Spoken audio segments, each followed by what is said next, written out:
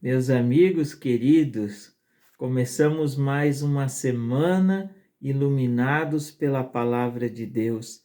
Seja muito bem-vindo, bem-vinda aqui ao nosso canal. Eu agradeço demais a sua sintonia.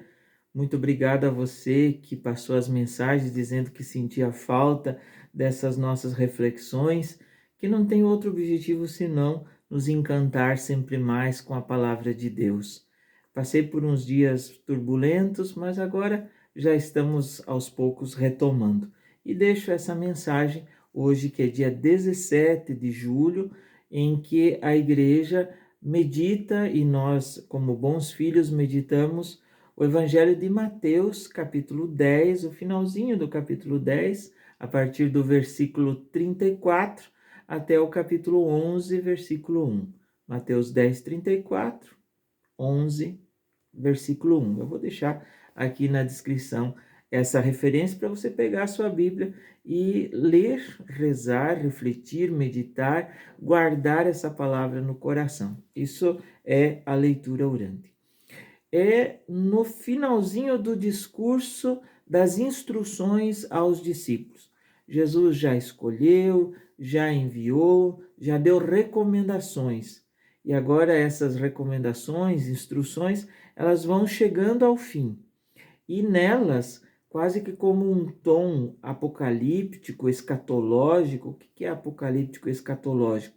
É aquele tom de revelação, aquilo que se cumpre a partir da voz dos profetas, o fim último de tudo o que nós temos na vida.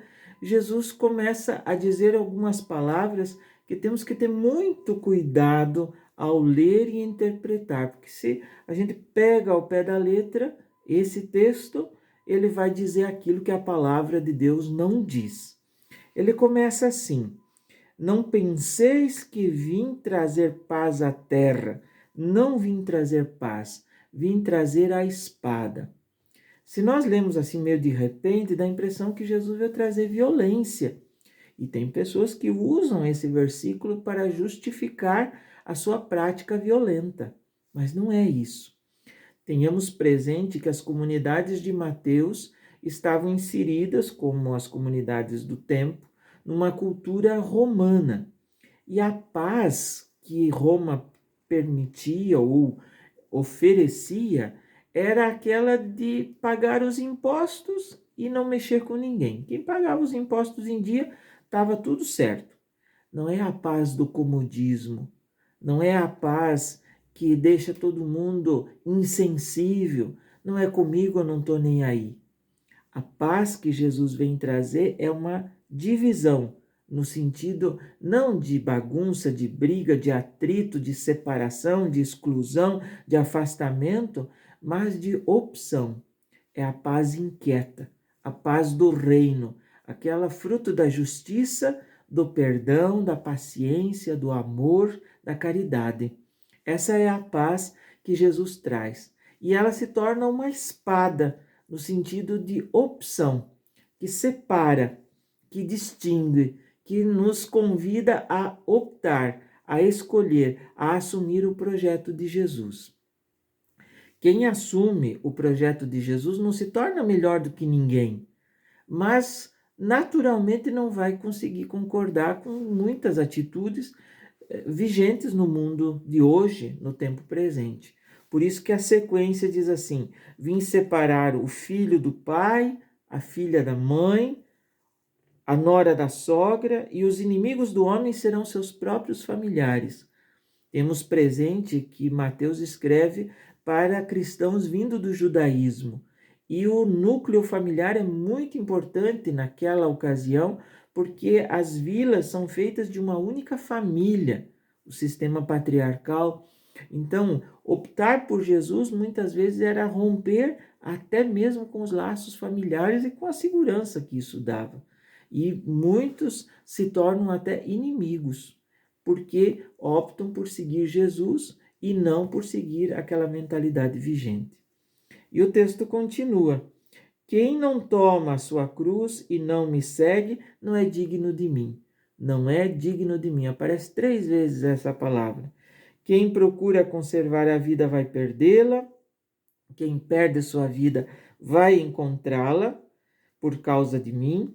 Quem vos recebe é a mim que recebe. E essa palavra se repete 8 vezes para lembrar da acolhida. Veja que o sentido da vida passa pela cruz. Não que somos masoquistas, mas a cruz como distintivo, a cruz como identidade do cristão. Nós seguimos um crucificado que não ficou na cruz, mas ressuscitado.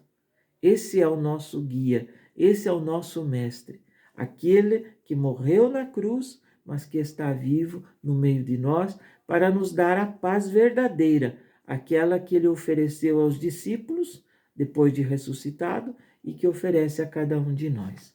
E nessa caminhada, ele vai lembrando que não é só ele que precisa ser recebido, mas sim os pequeninos, os justos, os profetas. Recorda a nossa disponibilidade em acolher. E veja que nem um pequeno gesto, um copo de água fresca, fica sem recompensa. Ele é generoso, ele é muito generoso. Ele não esquece de nada, porque ele valoriza principalmente os pequenos gestos. E por fim, então, quando Jesus acaba de dar as instruções, parte daí ensinando e pregando nas cidades. Veja que as instruções elas servem para iluminar o caminho, mas a tarefa de anunciar, de ensinar, de pregar é algo que continua, é algo constante. Por isso que nós precisamos anunciar sempre a palavra.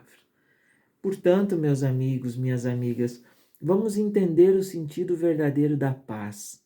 Vamos entender que a paz que Jesus nos oferece não é comodismo, é a paz fruto da justiça.